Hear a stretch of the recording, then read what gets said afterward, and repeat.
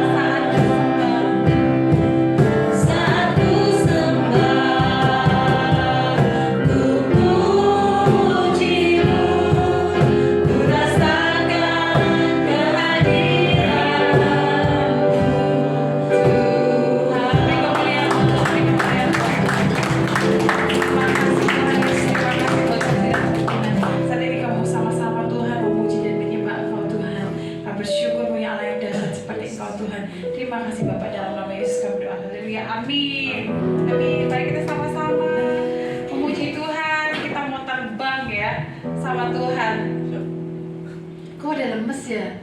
Kok pada lemes ya? Kayaknya pada gak semangat ini. Mungkin Bapak Ibu punya masalah, mungkin Bapak Ibu punya pergumulan saat ini, tapi ketika kita datang di tempat ini, buang jauh-jauh masalah kita. Kita mau memuliakan Tuhan, kita mau menyembah Tuhan, kita mau menyenangkan hatinya Tuhan saat ini. Mari sama-sama kita mau terbang bersama Tuhan.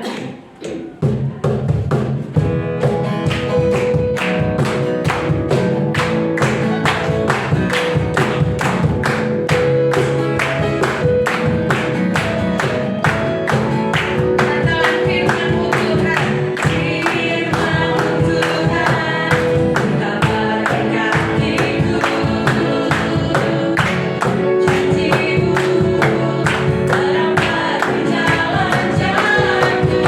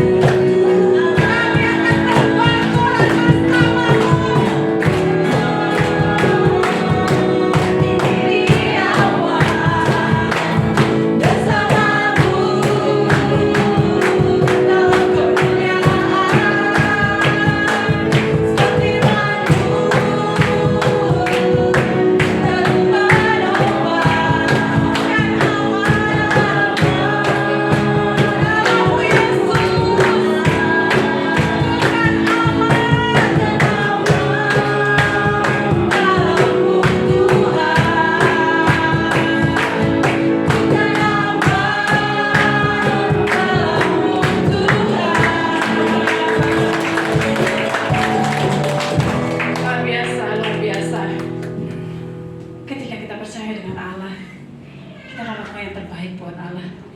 Kita akan lakukan yang terbaik buat Allah. Bapak Ibu kenal Bapak Raja Daud kan ya? Silahkan duduk Bapak Ibu, sorry.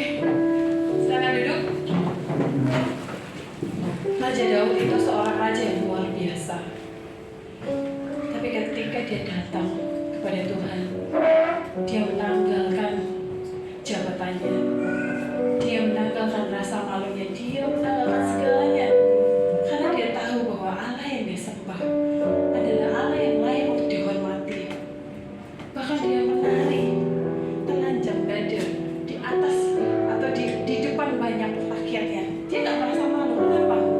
Karena dia tahu bahwa Allah yang dia sembah adalah Allah yang layak mendapatkan penghormatan.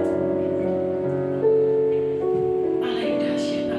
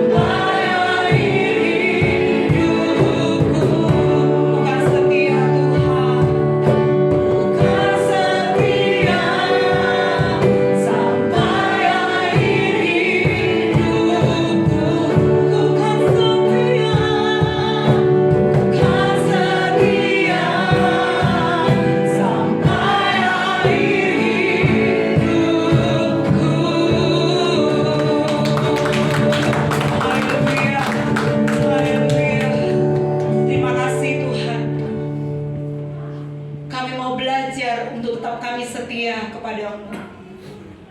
Segala sesuatu yang Kau izinkan terjadi dalam kehidupan kami mendatangkan sebuah kebaikan buat kami, mendidik kami untuk kami semakin kuat dan teguh di dalam Engkau. Kadang-kadang kami tergoyahkan dengan setiap apapun yang Tuhan izinkan terjadi dalam kehidupan kami yang tidak nyaman buat kami.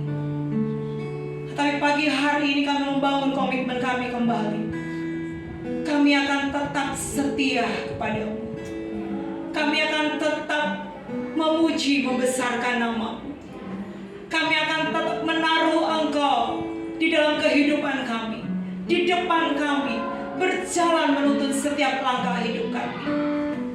Karena kami yakin dan percaya tidak ada yang mustahil bagi Engkau.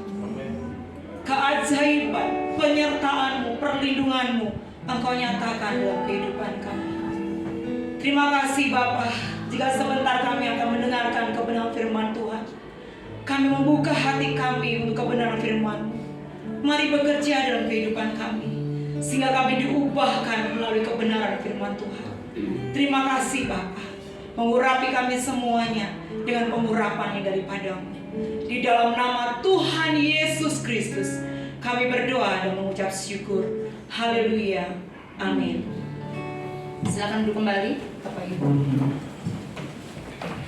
Puji nama Tuhan, kita boleh ada di tempat ini kembali dan kita boleh datang beribadah di tempat ini, semua karena kasih dari kebaikan Tuhan.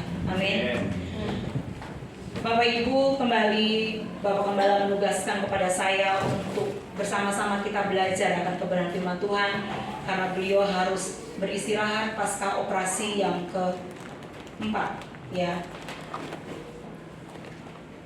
Mari kita terus berdoa buat Bapak Gembala kita supaya Tuhan memulihkan lebih lagi dan Tuhan memberikan keajaiban dan kehidupan Bapak Gembala kita. Kalau minggu yang lalu kita mendengarkan tentang kebenaran firman Tuhan, yaitu tentang apa? Masih ada ingat Bapak Ibu firman Tuhan yang minggu lalu yang disampaikan oleh Bapak Agustinus? Waduh, bagaimana ini Pak? Kayaknya Pak Agus perlu mengulang depan kita ya. Berbuah banyak.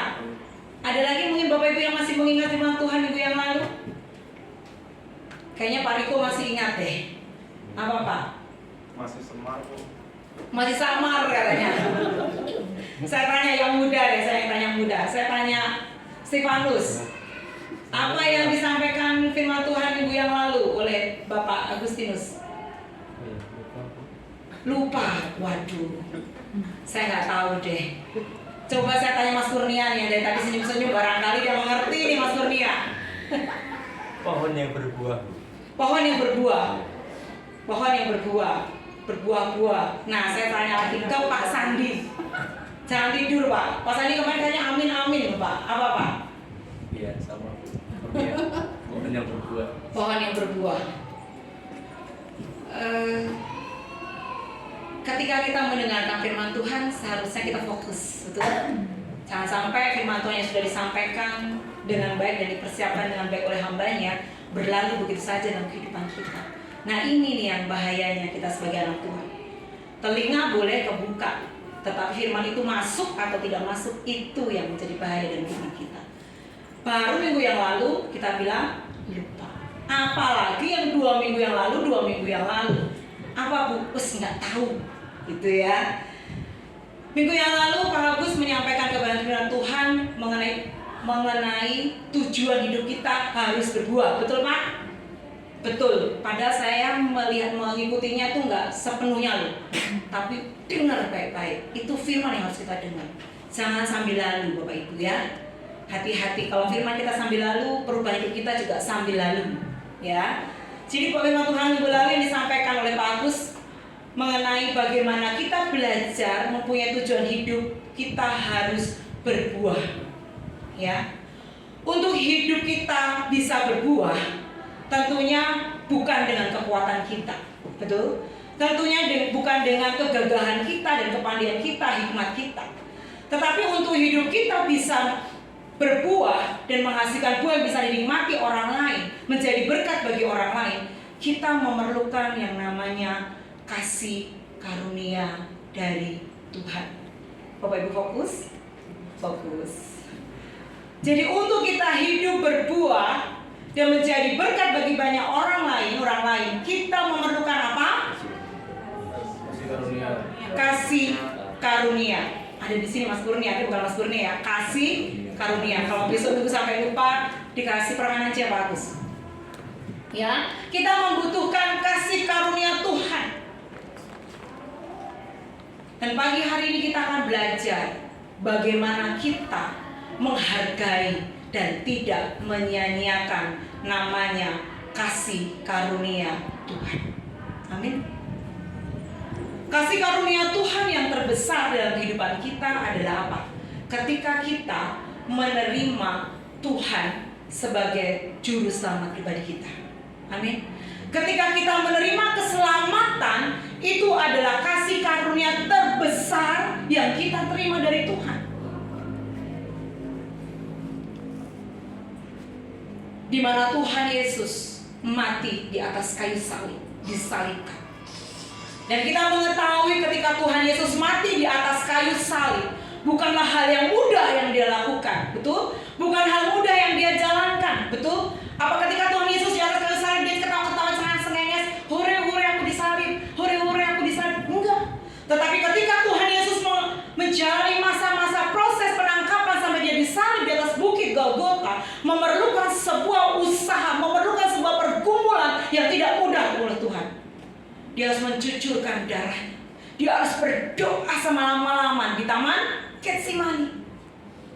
Perjuangan yang luar biasa yang Tuhan lakukan buat saya dan Bapak Ibu. Supaya apa? Kita menerima kasih karunia. Supaya apa? Kita menerima keselamatan dari Tuhan.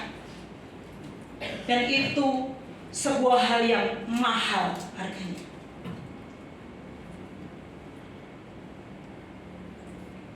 Mari kita membuka di dalam 1 Korintus 12 ayat yang ketiga. 1 Korintus 12 ayat yang ketiga. Saya minta tolong Satria untuk membacakannya. 1 Korintus 12 ayat yang ketiga. 1 Korintus 12 ayat 3. Karena itu aku mau meyakinkan kamu bahwa tidak ada seorang pun yang berkata-kata oleh Roh Allah dapat berkata terkutuklah Yesus, dan tidak ada seorang pun yang dapat mengaku Yesus adalah Tuhan selain oleh Roh Kudus. Mari kita memahami di dalam 1 Korintus 12 ayat 3 menyatakan, dan tidak ada seorang pun yang dapat mengaku Yesus adalah Tuhan selain oleh siapa? Roh Kudus. Sekali lagi saya katakan di dalam 1 Korintus 12 ayat ketiga, dan tidak ada seorang pun yang dapat mengaku Yesus adalah Tuhan selain oleh Roh Kudus. Jadi kita harus mengerti bahwa kalau kita menerima karya keselamatan, kalau kita menerima anugerah Tuhan, itu adalah karya dari Roh Kudus, bukan dari diri kita, bukan dari kemauan kita, tetapi apa? Karya dari Roh Kudus. Jadi kita harus mengerti bahwa kalau kita menerima Tuhan Yesus sebagai juru selamat, kita harus tahu itu adalah kasih karunia. Sampai di sini Bapak Ibu.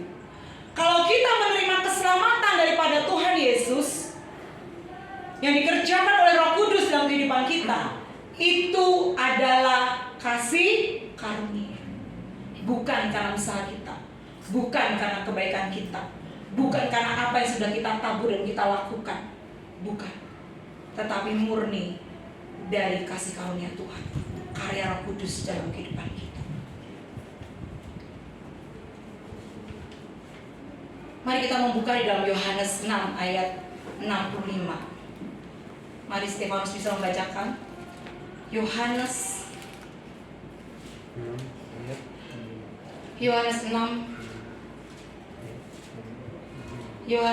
ayat 65. Yohanes 6 ayat 65. Lalu ia berkata, sebab itu telah kukatakan kepadamu, tidak ada seorang pun dapat datang kepadaku kalau Bapa tidak mengaruniakannya kepadanya. Saya ulangi sekali lagi. Mari kita pelan-pelan kita membacanya. Sebab itu telah kukatakan kepadamu, tidak ada seorang pun datang kepadaku kalau Bapa tidak mengaruniakannya kepadanya. Jadi kasih karunia diberikan Tuhan kepada kita. Bukan kita yang memilih Dia, tetapi Yesus yang memilih kita.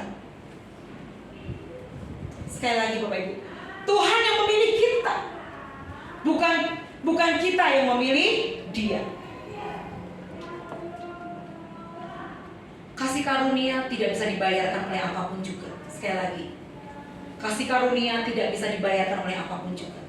Dengan hidup kita, dengan setiap kebaikan kita, dengan apa yang sudah kau lakukan, apa engkau sudah melayani sampai dari pagi mungkin sampai siang, kasih karunia Tuhan tidak bisa terbayarkan oleh itu.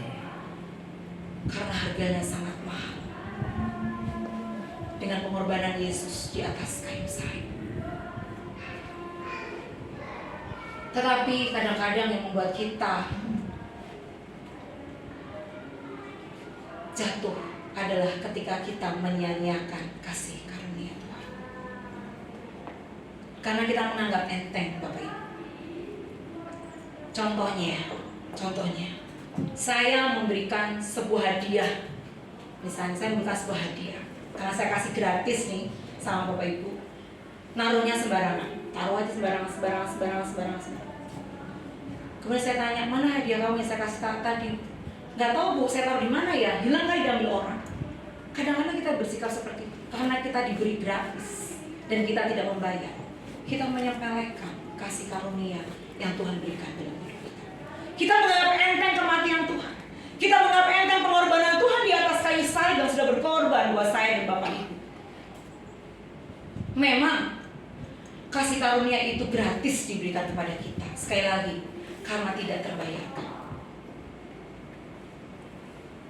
Keselamatan memang gratis, tetapi menghidupi keselamatan harus punya nilai penghargaan. Perhatikan baik-baik Bapak Ibu. Sekali lagi saya ulang, keselamatan memang gratis, tetapi menghidupi keselamatan harus punya nilai penghargaan. Betul, keselamatan gratis diberikan cuma-cuma dalam kehidupan kita, sehingga kita kadang-kadang memakai hidup kita dengan sembarangan, memakai hidup kita dengan sesuka kita, karena gratis. Tetapi Tuhan mau kalau itu gratis dan harganya sangat mahal. Yuk, kita menghidupi keselamatan itu dengan nilai penghargaan kita atas keselamatan dan anugerah yang sudah Tuhan berikan dalam kehidupan kita. Betul? Seberapa banyak kita sudah melukakan Tuhan? Seberapa banyak kita sudah melakukan hal-hal yang Tuhan tidak suka dalam kehidupan kita? Ada pengampunan nggak Bapak Ibu? Ada, betul ada. Tapi kita akan melihat seterusnya. Dan kita harus menyadari bahwa Tuhan Yesus itu sangat sayang kepada kita. Tuhan Yesus itu sangat mengasihi kita. Dia tidak pernah meninggalkan kita, betul. Tuhan Yesus selalu menjaga kita, betul. Di dalam Yohanes 3 ayat 16. Mari kita bacakan bersama-sama di dalam Yohanes 3 ayat 16. Yohanes 3 ayat 16. Kita akan bacakan bersama-sama. 2, 3. Karena begitu besar kasih Allah akan dunia ini, sehingga Dia telah mengaruniakan Anaknya yang tunggal, supaya setiap orang yang percaya kepadanya tidak binasa, melainkan beroleh hidup yang kekal. Perhatikan Bapak Ibu, Yohanes 3 ayat 16 mengatakan karena begitu besar kasih Allah akan dunia ini, termasuk kita. Kasih Tuhan begitu besar, sayangnya Tuhan begitu besar dalam kehidupan kita. Dia mengasihi kita supaya kita tidak binasa, supaya kita tidak terhilang, sehingga Dia memberikan Anaknya yang tunggal, yaitu siapa? Tuhan Yesus Kristus. Jelas sekali dalam Yohanes 3 ayat 16. Tetapi seringkali kita melalaikan ayat ini. Sekali lagi, seringkali kita melalaikan ayat ini. Dengan apa? Memakai hidup kita dengan terus-menerus berbuat dosa.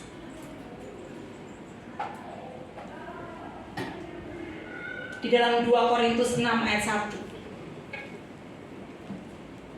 Mari kita membuka di dalam 2 Korintus 6 ayat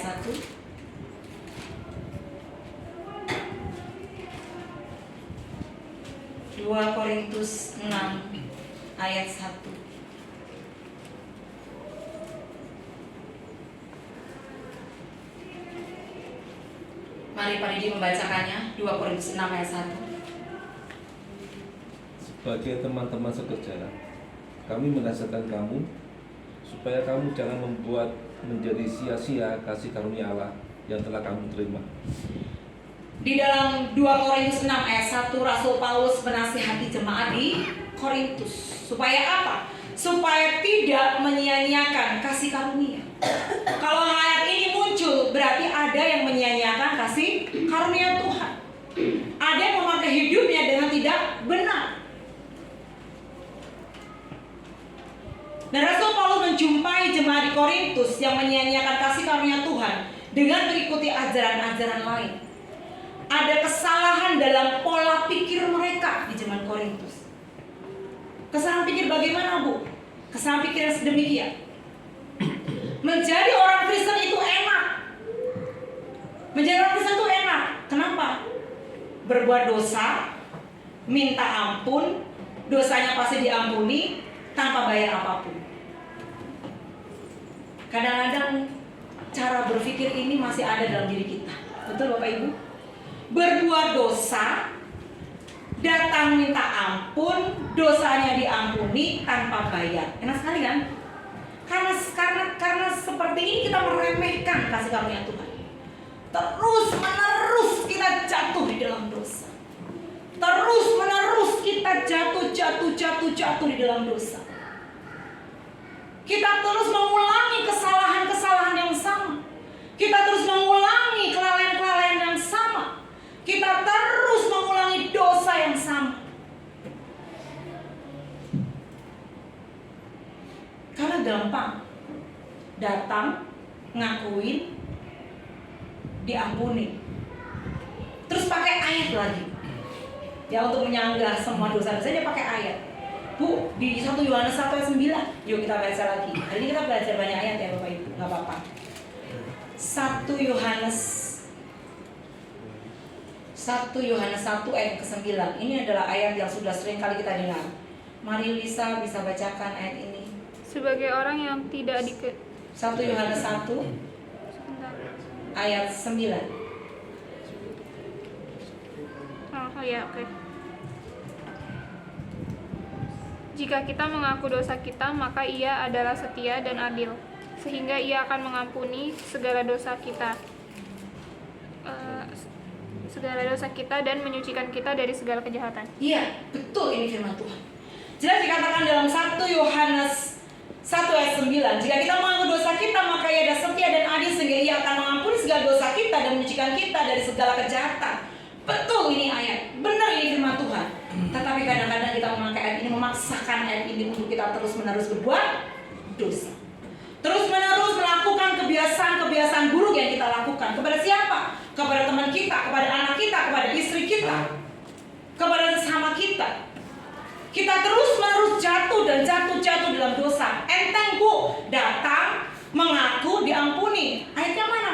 Jelas Bu, 1 Yohanes pasal 1 ayat yang ke-9. Tetapi apakah selingan itu ayat ini? Tidak. Tetapi bukan berarti kita terus-menerus boleh jatuh dalam dosa. Kita boleh jatuh di setiap kesalahan-kesalahan yang sama. Kalau kita terus-menerus jatuh di kesalahan yang sama, firman Tuhan di dalam 2 Petrus 2 ayat yang ke-22.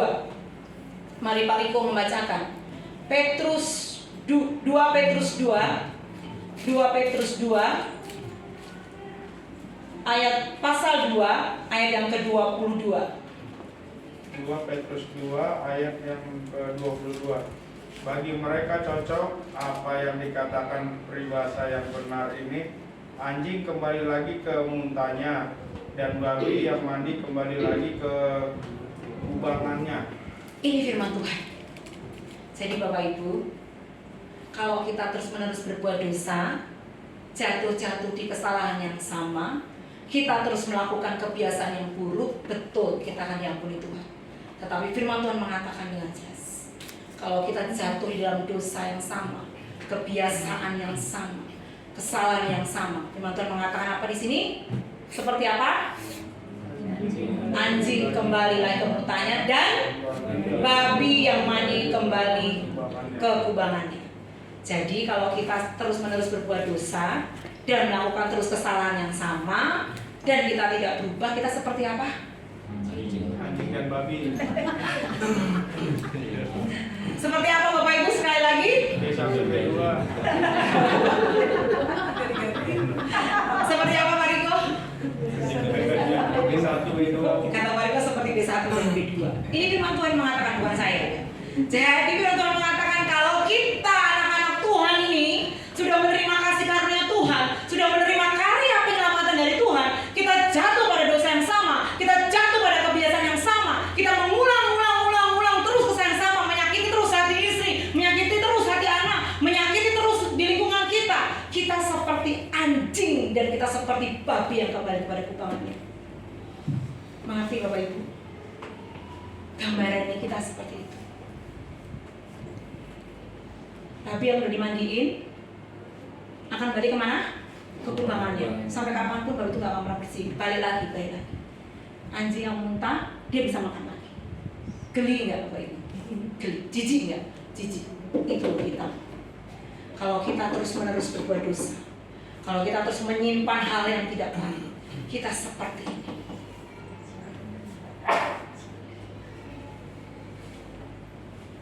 Mari kita sadari betapa besar kasih karunia Tuhan dalam kehidupan kita.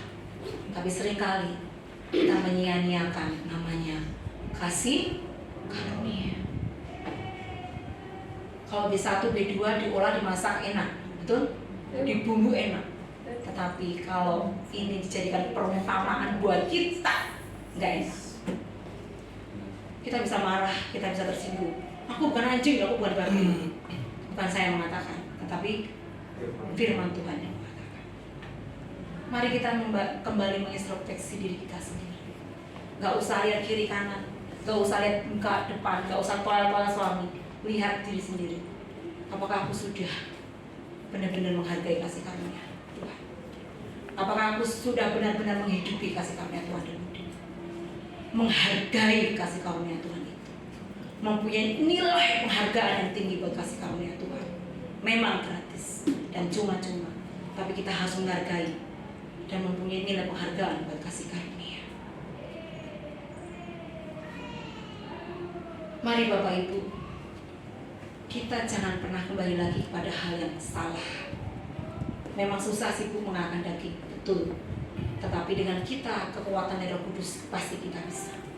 Asal kita punya kemauan, kita punya komitmen di dalam Tuhan.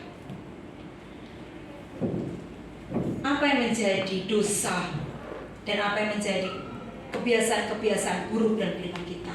Mulai pagi hari ini katakan stop. Mulai hari ini katakan sudah cukup. Mulai pagi hari ini katakan sudah. Aku tidak mau lagi Tuhan. Tolong saya Roh Kudus untuk saya tidak melakukannya. Karena kalau sudah menjadi sebuah kebiasaan itu enak gak dilakukan sih? Enak. Maaf Bapak Ibu, saya suka mendengar anak-anak muda ya selalu berkata apa saya sih anak-anak muda seringkali berkata apa kalau kadang-kadang ngobrol lagi sama temannya? Apa? Anjir. Ya, saya sering kali mendengar itu. Anjir. Ya, ini kebiasaan yang buruk Bapak Ibu. Dan mereka menganggap itu biasa tante, itu bahasa gaul. Jadi janganlah bahasa gaul itu bahasa yang baik lah. Ya? Anjir itu apa sih Pak?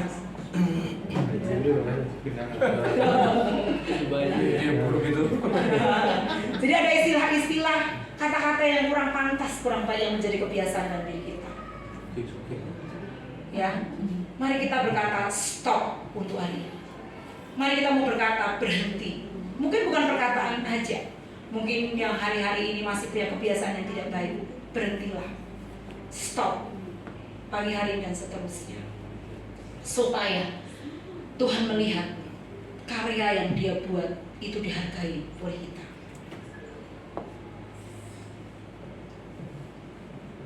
Sekali lagi saya katakan bahwa gratis keselamatan daripada Tuhan, kasih karunia.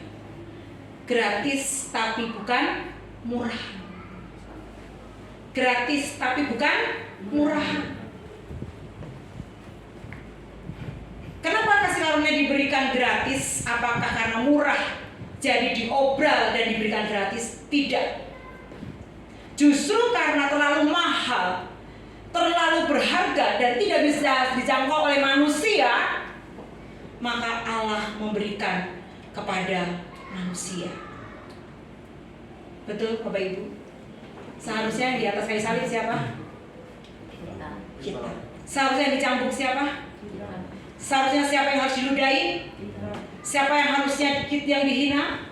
Siapa yang harus menanggung bantahan? Kita. Tetapi siapa yang menanggungnya? Yesus. Mari buka pemikiran kita. Buka kembali pandangan kita. Betapa besar pengorbanan Tuhan atas kehidupan kita. Kalau kita masih menyanyiakan anugerah Tuhan dalam kehidupan kita dan terus kembali kepada dosa kebiasaan buruk yang kita lakukan, main game setiap hari dari pagi sampai petang, yang sampai gak mandi main game, harus sampai disuapin orang tua, ini yang harus berhenti, gak membawa kebaikan. Ya, nge-vape terus setiap pagi, siang, sore, merokok kalau gak ketahuan, mabuk-mabukan, judi, terus-menerus dilakukan. Berarti kita tidak menghargai yang namanya kasih karunia Tuhan. Mari Bapak Ibu sadari bahwa kasih karunia Tuhan terlalu besar dalam kehidupan kita. Terlalu mahal dan tidak bisa kita jangkau. Maka Tuhan memberikannya dalam kehidupan kita. Secara cuma-cuma. Secara gratis. Bisa dibayar nggak Bu dalam hidup kita? Nggak bisa. Bisa dibayar nggak Bu dengan kebaikan kita? Nggak bisa. Tetapi dengan engkau menghargai kasih karunia itu, membawa hidupmu semakin berkenan kepada Tuhan, itu yang Tuhan mau dalam kehidupan kita. Efesus 1 ayat yang ke-7. Mari kita membacakan.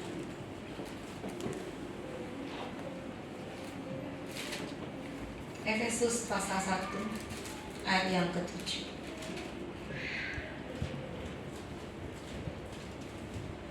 Mari kita membacakannya bersama-sama. Efesus 1 ayat yang ke-7. Sudah ketemu semua Bapak Ibu? 2, 3. Sebab di dalam Dia dan oleh darahnya kita beroleh penebusan, yaitu pengampunan dosa menurut kekayaan kasih karunia-Nya.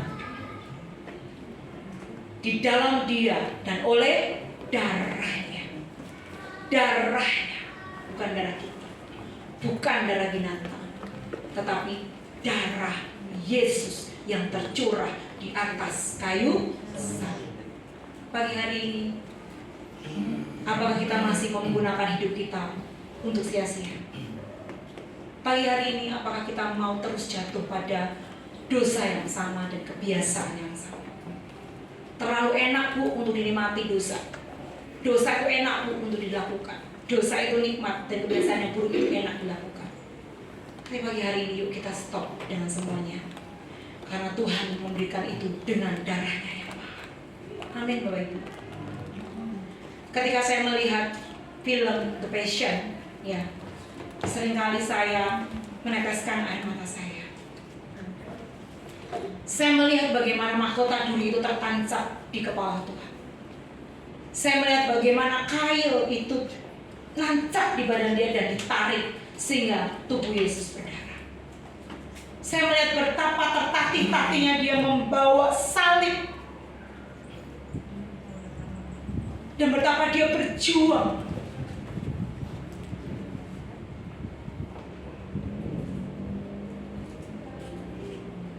Tetapi yang membuat Tuhan sedih adalah ketika kita tidak bisa menghargai pengorbanannya. Yang membuat Tuhan menangis ketika kita terus jatuh dalam dosa. Yang Tuhan membuat menangis ketika kebiasaan buruk itu selalu kita lakukan. Mari Bapak Ibu, dengan firman Tuhan ini semakin jelas kita. Sebab di dalam Dia dan oleh darahnya kita beroleh penebusan, yaitu pengampunan dosa menurut kasih dan karunia-Nya. Kasih dan karunia-Nya. Sekali lagi, kadang-kadang kita menjadi orang yang sombong sekali. Karena kita pintar, kita hebat, kita punya semuanya, kita kaya, kita meremehkan Tuhan. Kita menyia-nyiakan kasih karunia Tuhan. Tuhan bisa apa dalam hidup saya? Tuhan gak bisa ngapa-ngapain dalam hidup saya. Ingat, kita diciptakan dari apa? Debu tanah. Saudara tahu debu? Kalau diambil, hilang, dia hilang. Tapi kenapa debu ini menjadi berarti? Ada nafasnya Tuhan. Ada karakter Tuhan di dalamnya. Jadi mari kita sadar sebagai anak-anak Tuhan. Kembali kita menghargai nilai keselamatan itu dalam kehidupan kita. Kalau kita hari ini ada, hidup kita diubahkan, kita bisa melayani Tuhan, kita bisa memberikan waktu kita untuk Tuhan. Itu hanya karena kasih karunia. Kasih karunia dapat sia-sia bagaimana, Bu? Yang pertama, ketika kita menjadi sandungan bagi orang lain. Menjadi batu sandungan berarti kita menyebabkan orang lain menjadi berdosa dan tidak percaya kepada Tuhan Yesus. Karena lihat kita, karena lihat hidup kita. Orang yang gak kenal Tuhan lihat, gak bisa lah hidupnya kayak gitu, gayanya kayak gitu. Mana bisa aku percaya kepada Tuhan? Gak bisa. Coba ya, kalau Stefanus ini anak Tuhan, ini sebenarnya anak Tuhan, rajin ibadah ke gereja, tapi mulutnya ngomongnya kebun binatang terus. Teman-temannya bisa ikut Tuhan nggak? Nggak bisa. Kamu diajari kayak gitu sama Tuhan kamu, ya? Kebun binatang terus keluar dari mulutnya. Jadi batu sandungan, sehingga kasih karunia itu hilang. Kenapa? Karena orang itu tidak bisa melihat Yesus dari dirinya. Betul, Bapak Ibu? Kebiasaan kita yang tidak baik itu menjadi batu sandungan bagi orang lain. Saya juga masih belajar, terus belajar, terus dan terus belajar untuk tidak menjadi batu sandungan bagi orang lain. Walaupun kadang-kadang ada gagalnya, bangkit lagi, berjuang lagi. Yang kedua yang membuat kasih karunia Allah menjadi sia-sia, yang pertama kita menjadi batu sandungan buat orang lain. Yang kedua adalah ketika kita tidak sabar dalam menghadapi kesukaran. Hari-hari ini banyak sekali terjadi dalam kehidupan kita, banyak permasalahan yang terjadi. Siapa di sini yang datang, aku nggak bawa masalah, aku saya nggak punya masalah? Nggak mungkin. Selama daging ini melekat dalam diri kita, pasti akan ada masalah. Masalah kecil, besar, berat menekan kita. Nah, kadang-kadang permasalahan yang terjadi dalam kehidupan kita bikin pikiran kita jadi budak. Tahu budak? Gak bisa berpikir, ya, menjadi lemah. Wes lah, gak tahu lah. Susah, permasalahan terlalu berat. Persoalan yang Tuhan izinkan bertubi-tubi. Satu belum selesai, satu lagi belum selesai, satu lagi. Kita teriak sama Tuhan, udah Tuhan cukup. Karena itu kita lakukan, betul? Cukup. Aku nggak sanggup, aku nggak sabar. Karena kita pinginnya segala sesuatu itu cepat selesai, ya. Buru-buru kita cepat selesai, udah enak hidup kita. Tapi seringkali Tuhan izinkan persoalan, kesukaran, permasalahan hidup terjadi dalam kehidupan kita untuk mendidik karakter kita. Betul? Kalau nggak ada masalah dalam kehidupan kita, nggak mungkin kita bisa menjadi pribadi yang baik. Betul? Nggak mungkin kita bisa mengenal karakter Kristus hidup dalam diri kita. Betul? Mungkin kita diizinkan mempunyai pasangan hidup yang nyebelin, yang ngeselin, ya, pengen gitu. Tapi itu diizinkan Tuhan untuk mendidik karakter kita untuk menjadi sabar. Mungkin kita diizinkan oleh pasangan yang ngomong yang kasar, ketus, galak, nyakitin kita. Di situ kita diajari Tuhan untuk kita bisa mengampuni, sabar, dan bisa mengampuni. Ini tujuan Tuhan, supaya kasih karunia itu nggak hilang, supaya kita melekat terus kepada Tuhan. Tetapi kasih karunia Tuhan bisa hilang karena apa? Karena kita tidak sabar dalam menghadapi masa-masa kesulitan. Karena kita tidak tenang dalam kita menghadapi persoalan yang Tuhan izinkan dalam kehidupan kita, sehingga salah dan salah langkah-langkah yang kita lakukan dan kita ambil.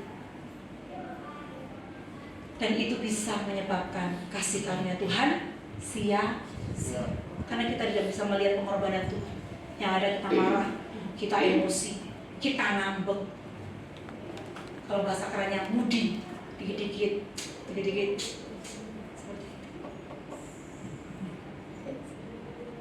Mari Bapak Ibu, kita belajar menghargai kasih karunia Tuhan dan tidak menyia-nyiakan kasih karunia Tuhan dalam kehidupan kita.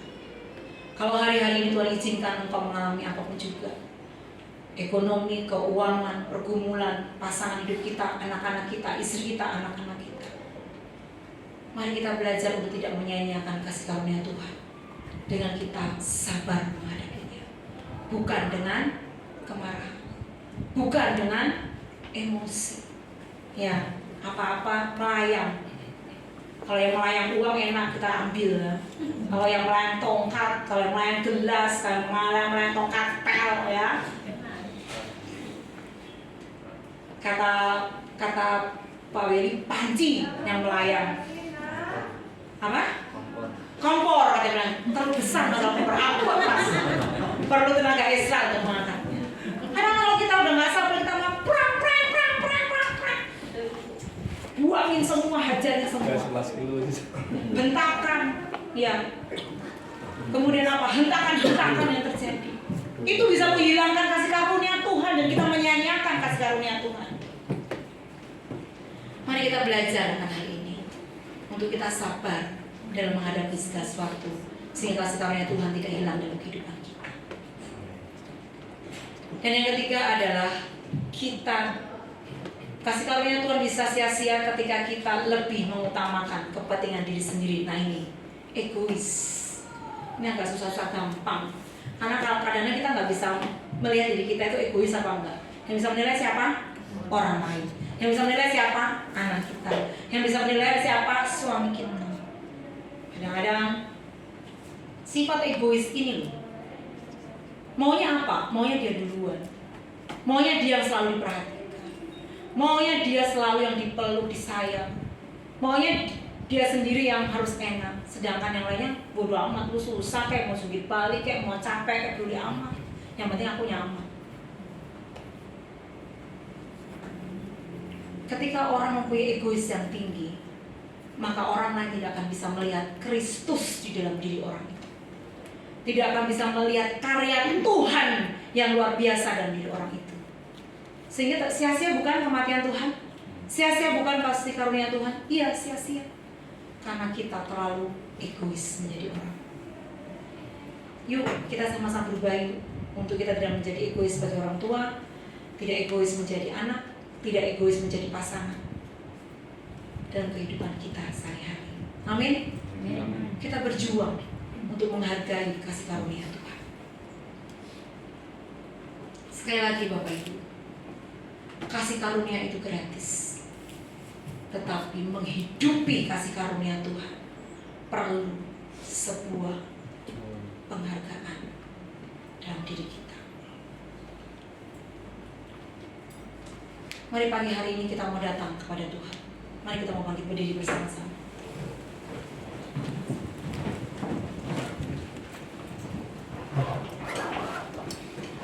Apa yang menjadi dosa dan apa yang menjadi kebiasaan buruk dalam diri kita? Mungkin kita belum menjadi pribadi yang baik, pasti karena kita terus belajar. Tetapi jangan selalu jatuh pada hal yang sama dan kebiasaan yang sama. Ketika orang sudah datang meminta maaf, kita tidak mau mengampuni.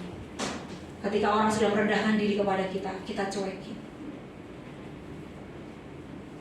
Kita suka kalau ada masalah kita lari, kita mabuk, kita judi. Mungkin kita lari kepada hal yang buruk. Kita merokok sampai 2 pak, 3 pak. Kita habiskan waktu kita dengan sia-sia. Pagi hari ini mari kembali. Seberapa besar engkau menghargai kasih karunia Tuhan dalam dirimu? Apakah engkau pasangan yang masih menyakiti pasanganmu? Apakah engkau seorang ibu dan anak yang masih melukai hati anakmu? Apakah engkau seorang anak yang melukai hati orang tua? Terus menerus engkau lakukan. Mari berbalik. Hargai kasih karunia Tuhan. Hargai pengorbanan Tuhan yang ada di kayu salib. Mari bangkit. Mari bangun kembali komitmenmu bersama Tuhan. Tuhan yang menyertai kita. Berubah dan berubahlah supaya orang lain melihat Kristus di dalam diri kita. Sehingga kasih karunia Tuhan tidak kembali dengan sia-sia. Saya undang tim worship untuk maju ke depan. Haleluya, Yesus.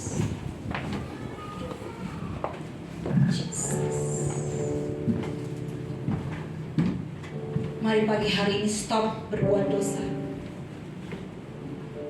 Pagi hari ini stop untuk kita tidak melakukan hal yang buruk. Pagi hari ini kita stop untuk kita berkata-kata yang tidak baik. Pagi hari ini stop untuk kita menghakimi saudara kita. Pagi hari stop untuk kita tidak mengampuni pasangan kita, teman-teman kita yang menyakiti kita. Kembalikan hatimu kepada Tuhan.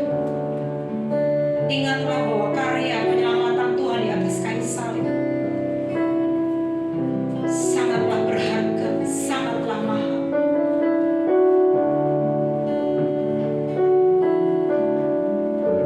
Mungkin hari-hari ini kau merasa bahwa engkau merasa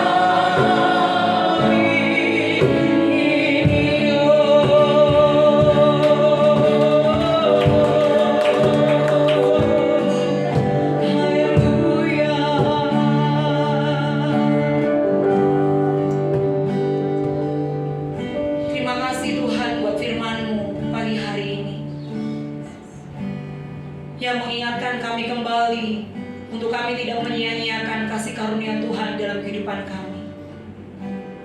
Terlalu besar dan terlalu mahal bagi kami pengorbanan-Mu di atas kayu salib.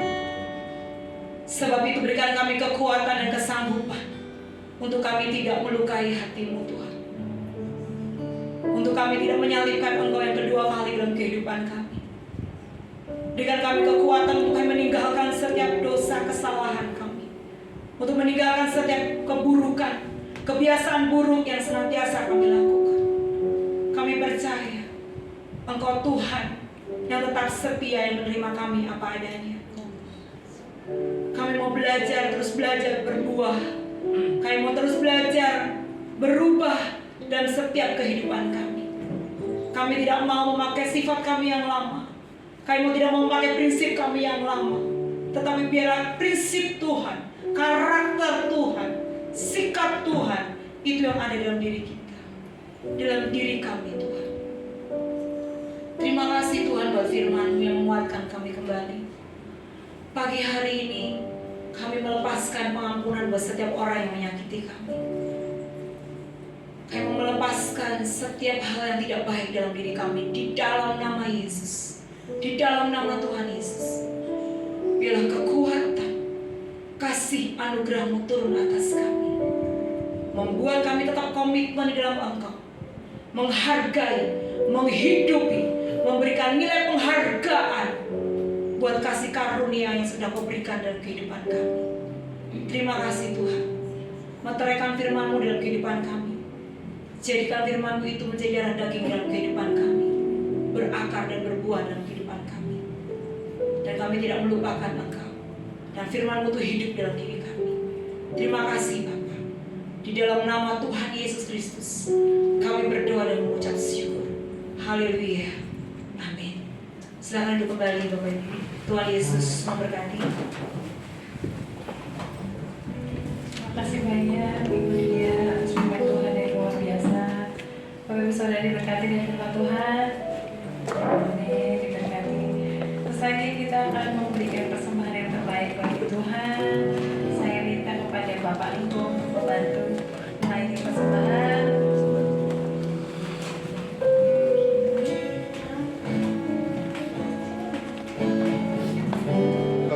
Kecilnya nilainya Tuhan, tapi lihatlah ketulusan dan keikhlasan kami Bapa sebagai hamba-hamba-Mu Tuhan.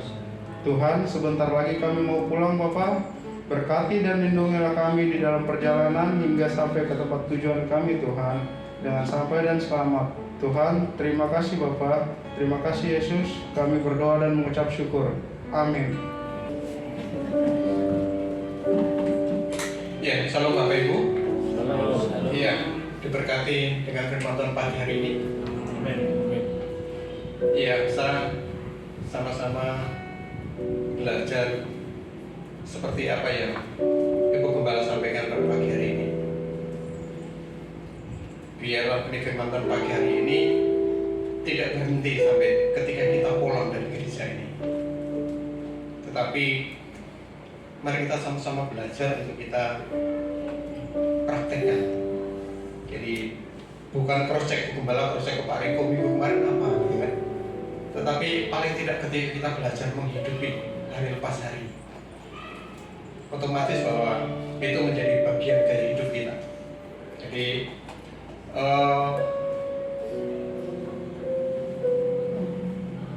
kalau pagi hari ini kita mendengarkan tentang kasih karunia atau keselamatan yang harus kita kerjakan hari lepas hari, tentunya kita nggak mungkin akan main-main dengan setiap kesempatan itu. Saya pernah katakan bahwa kehidupan nggak selamanya ada batasnya. Kemarin saya gambarkan dengan dengan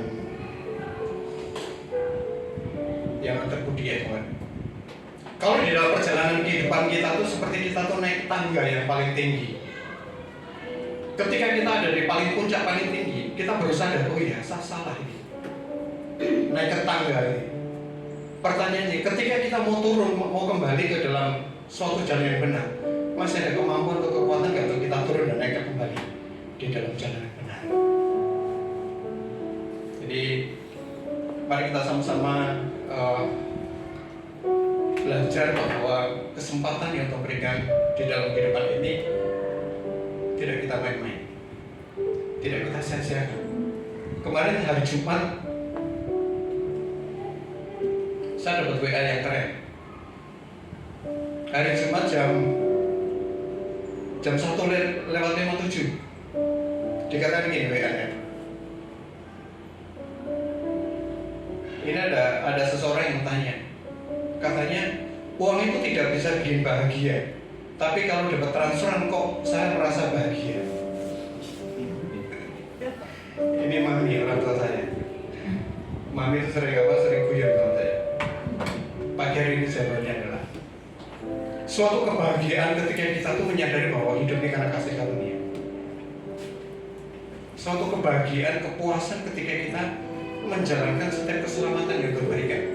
Boleh dikatakan, tadi pagi dikatakan bahwa keselamatan cuma betul, gratis iya, tetapi kita tidak main-main dengan keselamatan yang kita terima. Iya, pagi hari ini pengumuman untuk Komsel hari Jumat wilayah Lipo. Iya, saya harapkan setiap Bapak Ibu yang tinggal dalam wilayah Lipo, mari kita sama-sama harapan saya nggak perlu saya japri satu persatu.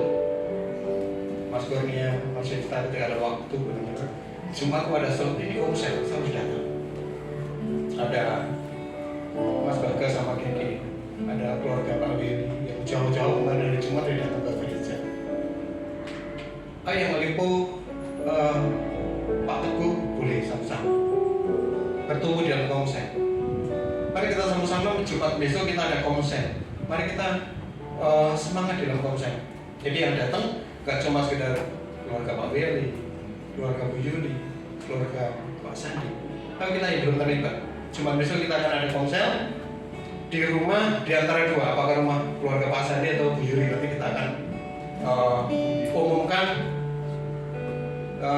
sebelum hari Jumat. Iya, yang kedua adalah minta dukungan untuk seperti apa yang disampaikan oleh Bu Gembala kita. Jadi hari Jumat nanti kita akan kontrol kembali di CIC Priok. Mohon sekali ada dukungan doanya. Dan selalu kita punya pengharapan dan yakin bahwa berikutnya pasti akan menjadi baik. Yang kedua adalah dukung doa untuk Pak Ahok, teman kita, saudara kita. Berapa minggu yang lalu dirawat di rumah sakit dan ini sudah pulang. Jadi tolong benar-benar dukung dalam doa untuk pemulihan. Saya pribadi belum tahu persis sakit apa sih, tapi saya harapkan Bapak Ibu dukung doa untuk keluarga ini. Iya, itu aja yang saya sampaikan untuk pengumuman pada pagi hari ini.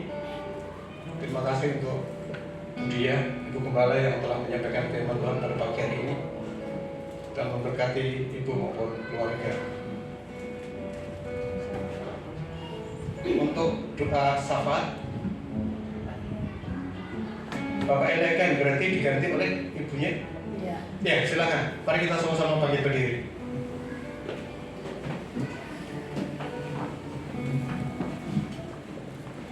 Mari kita bersatu dalam doa. Allah Bapa yang kami sembah dalam nama Tuhan Yesus Kristus, kami mengucap syukur Bapa di pagi hari ini buat semua kebaikan-Mu yang kami terima sepanjang minggu ini Tuhan. Terima kasih buat berkat Tuhan, terima kasih buat pemeliharaan-Mu yang luar biasa pada kami Tuhan. Hingga kami saat ini bisa ibadah sampai saat ini, itu karena kasih karunia Tuhan. Terima kasih Bapa. Kami sudah mendengar firman-Mu luar biasa pagi hari ini. Biarlah kami menghidupi firman-Mu itu Tuhan di dalam kehidupan kami sehari-hari. Kuatkan kami Tuhan, agar kami melakukannya. Terima kasih Bapa, biar firman-Mu ini menjadi rema dalam hidup kami. Berkati Ibu Gembala Tuhan, Bapak Gembala, yang saat ini enggak hadir Bapak Gembala Tuhan. Apapun yang dia hadapi saat ini, mungkin dia masih pemulihan Tuhan. Biarlah Tuhan yang memberi kesehatan yang ekstra Tuhan, memberi semangat biar dia pulih kembali untuk agar Bapak Gembala bisa melayani Tuhan untuk minggu depan lagi. Berkati keluarganya Tuhan, berkati anak-anaknya, cukupkan segala keperluan mereka Tuhan. Kami berdoa juga buat Bapak Ahok Tuhan yang sudah pulang dari rumah sakit, sekarang pemulihan Tuhan. Biarlah Engkau jamah dia Tuhan, pulihkan kesehatannya. Biarlah Bapak Ahok bisa sehat kembali, bisa menyaksikan kasih karunia Tuhan. Berkati Ibu Teresa, berkati anak-anaknya semua Tuhan. Biarlah mereka Tuhan setia dan taat kepadamu. Allah Bapa, kami berdoa juga buat setiap komsel yang ada di gereja kami ini. Berkami semangat untuk komsel Tuhan. Biarlah jemaat-Mu mengalami lawatan Tuhan. Bapa yang baik, kami berdoa juga buat bangsa dan negara kami ini. Biarlah Tuhan yang menjaga kami, melindungi bangsa kami, pulihkan bangsa kami Tuhan, agar bangsa kami ini selalu takut akan Tuhan. Terima kasih Bapa, sebentar lagi kami mau pulang Tuhan. Biarlah dalam perjalanan Engkau sertai, lindungi kami Tuhan, agar kami sampai di tempat kami dengan selamat. Terima kasih Tuhan, kami terima berkat-Mu dari hamba-Mu. Ya, mari Bapak Ibu angkat tangan kita di hadapan Bapa di surga.